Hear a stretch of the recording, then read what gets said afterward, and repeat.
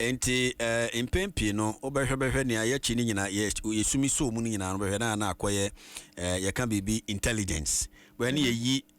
apostifo ana customs for sutri so na ne yehu ne se niema no mo de ba se de niema ne si dos no omo de afrafra ne bebi omo de ahehye no ye hia equipment a etumi detect etuo in particular nesi aye kase nyame ya adom commission enya baako na baako no nya enough enti yeguso a ye ne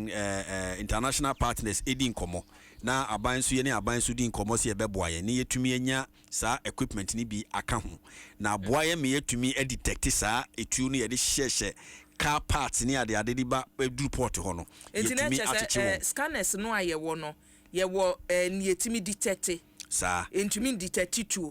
ne oport on say scanners generic scanning niema ahodo bebre nti etoda etuo no entumi endictate port say we eyetuo but ne ayenya say ye wo temaport no eno de etumi ma uhunu clear say etuo na ehye ade unse ye nya ma uhunu clear but eno tumi boa ma uhunu say etuo hye ha anase etuo hye enti eno ya ne yenya